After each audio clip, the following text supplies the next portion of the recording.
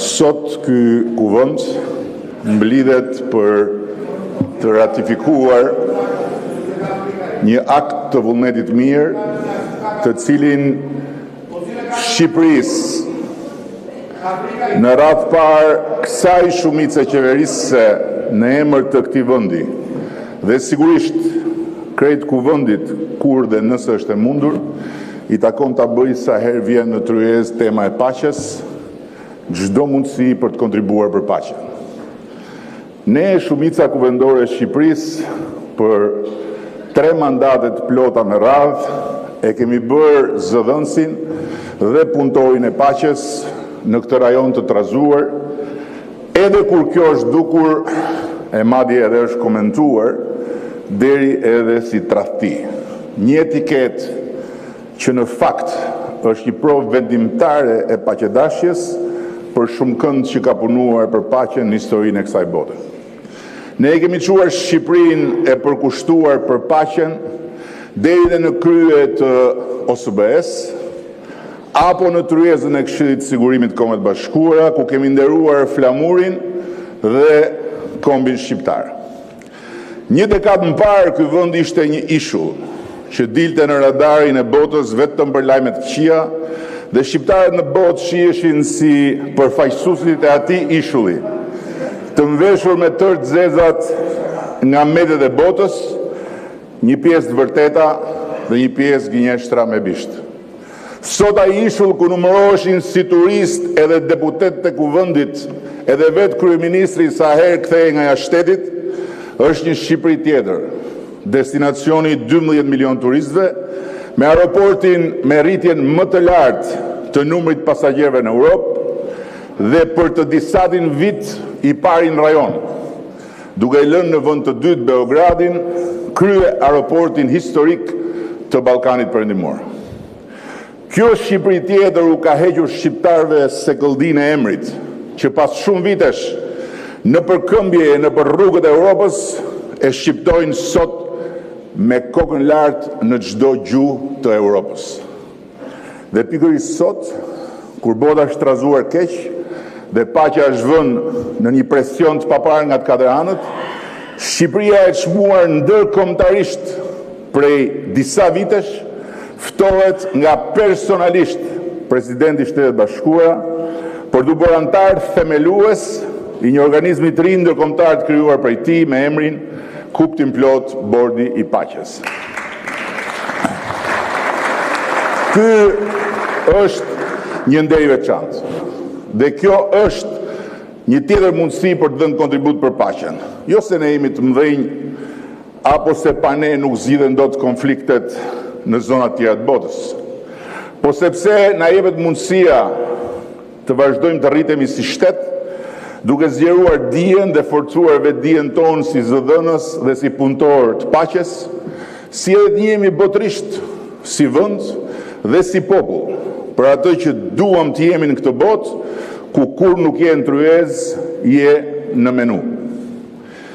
Tani, më e mira do të kishte qenë që këtu sot për një herë të vetme të pushonte avazi të gjitha herëve, edhe pse kjo e sotmja është një herë e ndryshme nga shumë herë për këtë vend dhe për këtë kuvend. Po si duket, humbësit kronik nuk duan ta humbasin as këtë rast, për të bërë të vetmen gjë që dinë të bëjnë më mirë se kushdo tjetër në botë, të humbin përsëri rastin, duke vazhduar t'i binin shqiptarët se nuk vlejnë për asgjë tjetër përveç se për të përfaqësuar dhe mishëruar humbjen në të gjitha format dhe në të gjitha dimensionet e saj. Dhe është vërtet për ta ardhur keq. Po të mendosh se sot në fakt ju kishit mundësinë të deklaronit fitore. Fitoren tuaj më domethënëse, sepse në fakt si gjithmonë ju prap fituat. Ju fituat sepse për muaj me radhë thatë që Amerika do të më bënte mua gjyqin e ndëruar prej jush për t'ju kthyer ju në ato karrige ku nuk do ktheheni kurrë, po s'dolet nga poshtë karriges ku qëndrojnë hierënda të ndënjurat e stërgjyshit tuaj. Ju fituat sepse e paremëruat popullin që mua do më thërrisnin në Amerikë në datën 20 janar, po ky ishte lapsus, për të paraqitur në prokurorinë federale. Madje ju e vullosët fitoren kur festuat kërrimin me forcë të Maduros nga shtëpia e tij në Caracas dhe ju thatë shqiptarëve se ajo ishte vetëm një provë gjenerale e ushtrisë amerikane për rrëmbimin e Maduros nga ajo zyra në kryeministri që e keni fiksim 12 vjet dhe mblidheni si qindra Romeo dëshpëruar për një Juliet të vetme.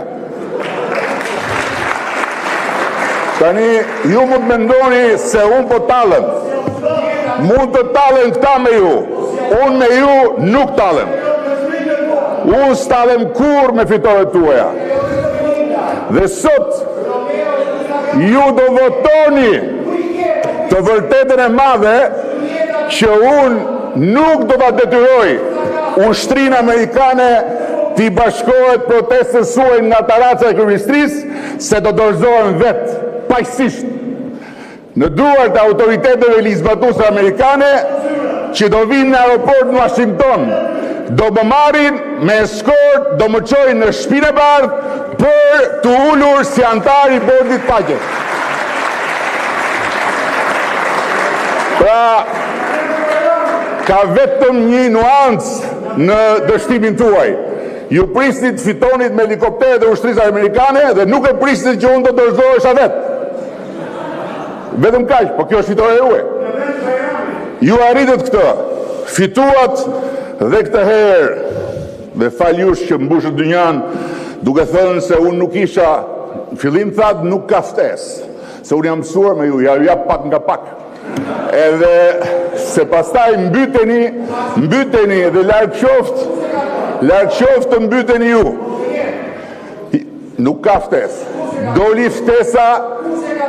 Jo, po këtë ftesën e ka gjithë bota. Tani më thoni nuk jetë bordi. Okej.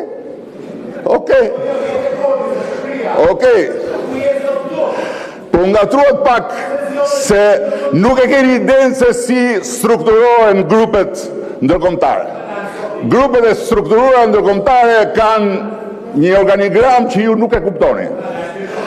Po, s'ka problem, rëndësi ka që do ngrini kartonin me votën tuaj, do mirëtoni bordin e paqes dhe mua si përfaqësues i bordit paqes në Shtëpinë e Bardhë. Sot do ngrini kartonin. Do fitojmë apo jo? Po. E fituat për zotin, bravo. Po ju fituat edhe për një arsye tjetër. Ju denoncuat aferën $1 miliard, që unë në fakt ja premtova sekserëve të bordit, po denoncimi juaj më detyroi të hiqem nga ajo pagesë dhe detyruat presidentin Trump të më pranoj pa pagesë. Dhe gjithato, mos e ulni vigjilencën, që t'jeni brenda çojini në SPAK bordin e paqes për pranimin tim aty. Se SPAK-u tani është bërë si një sportel, ka qenë një sportel mbrapa kryeministrisë, kur ne bënim shërbitje basketbol te fusha e zezë, ishte një sportel kur shkruaj letra nga populli. Kështu është bërë SPAK-u. Çoheni edhe këtë letër dhe me që e quat një herë, se këta e dini kanë quar Tony Blair në SPAK. Dhe nuk doli gjë. Tani çoheni prap Tony Blairin, se kush e di del në një provë si ato që mbajnë në gjyq në burg pa gjyq Larierit, për cilin deri tani janë shkruar 3 volume të një romani policor, po provë për korrupsion për kryebashkiarin e Tiranës, snuk. Prandaj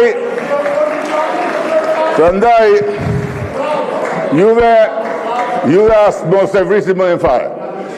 Punë e madhe shumë se Tony Blair s'ka marrë kur 100 ka shtetin shqiptar.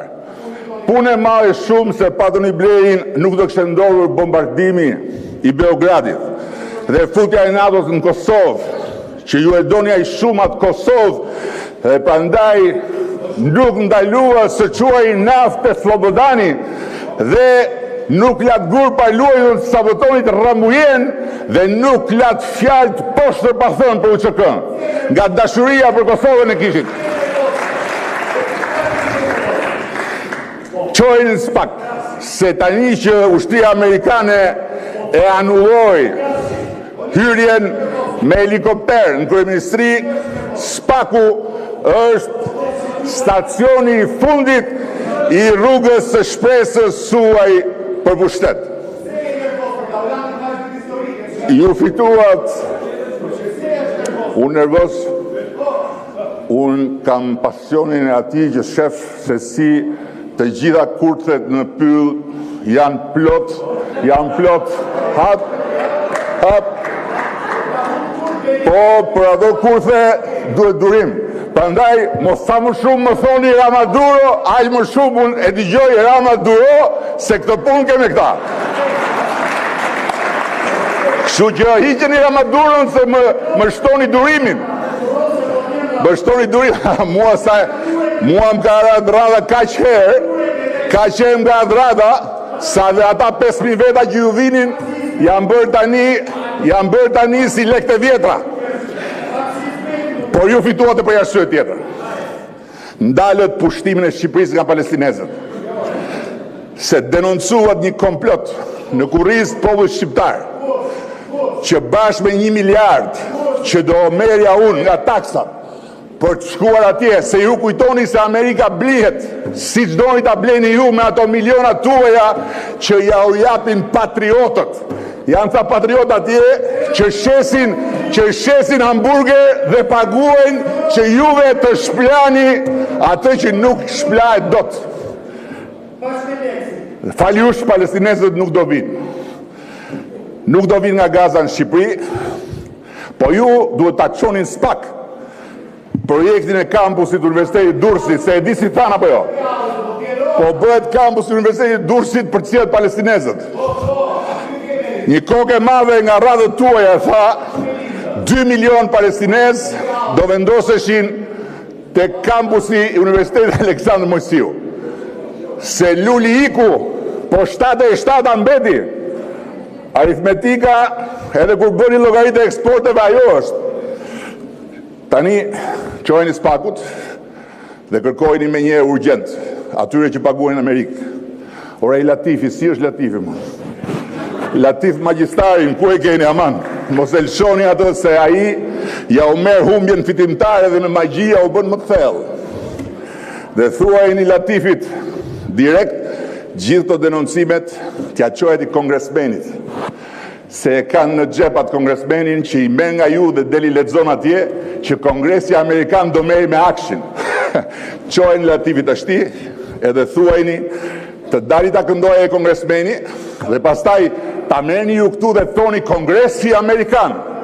Ai kongresmeni dhe Kongresi Amerikan kanë po aq lidhje sa që kishin amendamentet e Nard Nokës me projektligjit e Partisë Socialiste. E kuptoni ju?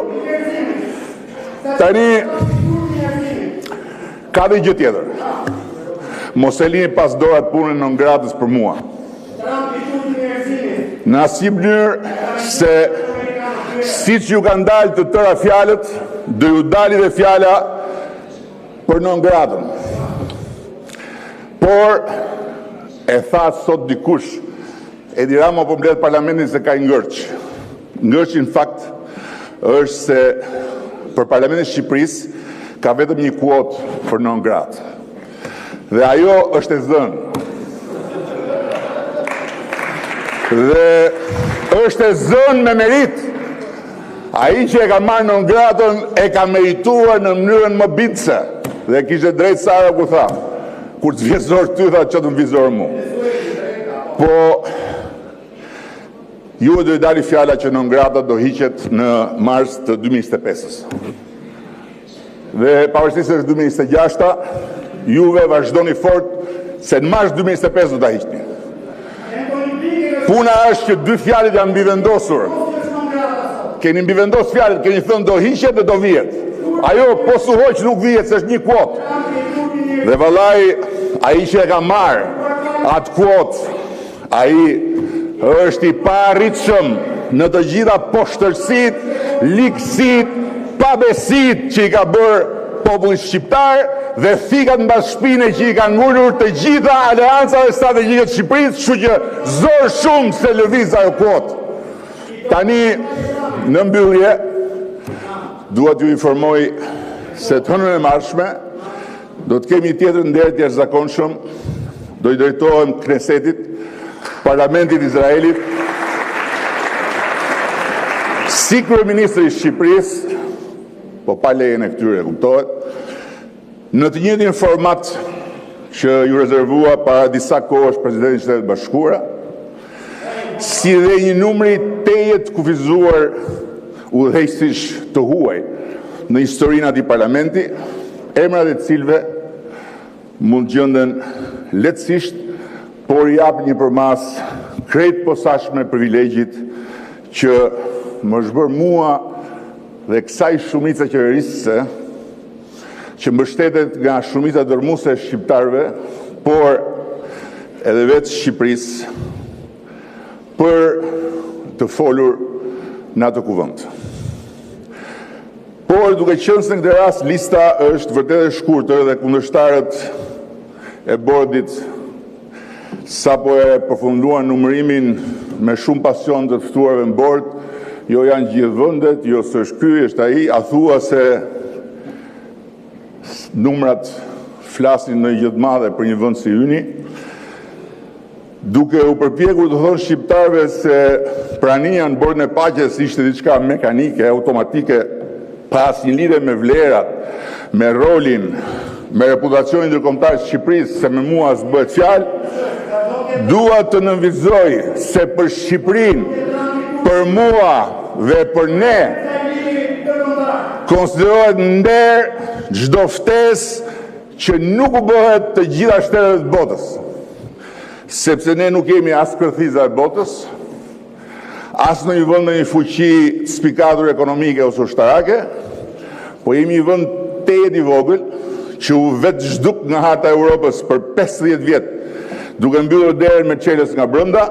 Pastaj kur hapi derën e lidhjes me botën, u keqtrajtua nga brenda dhe nga jashtë për vite të tëra, duke tregur zvarr sa në rënoja piramidash, e sa në për gropa borxhesh, sa në për duart e atyre që e keq qeverisën, e sa në për pasqyra ndërkombëtare të atyre që u hidhin në kurriz Shqipërisë dhe shqiptarëve plot gurt pa merituar, një vend që askush përveç meje dhe një grushti njerëzish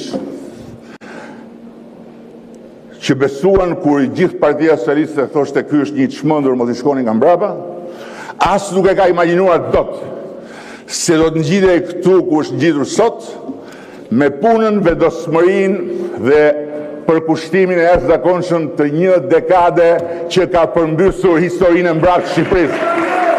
Doni ju apo doni ju? Dhe ju na duheni këtu, sepse ju jeni këtu për të kujtuar shqiptarëve atë ishullin e turpit, ndërsa ne jemi këtu për të ngjirur shqiptarët në atë majën e shumë të rruar të Shqipërisë 2030. Dhe atyre që na besojnë, po dhe atyre që hezitojnë na besojnë, unë i them vetëm kaq: kini besim dhe jeni të bindur se ne do të ngjitemi për aty ku jemi nisur, duke u rritur ekonomikisht, duke u forcuar shtetërisht dhe duke u vlerësuar ende më shumë akoma ndërkombëtarisht. Dhe mos e harroni kurrë, sa më shumë lejnë qend, aq më përpara ka shkuar karvani dhe aq më e madhe është bërë distanca mes karvanit dhe qendve.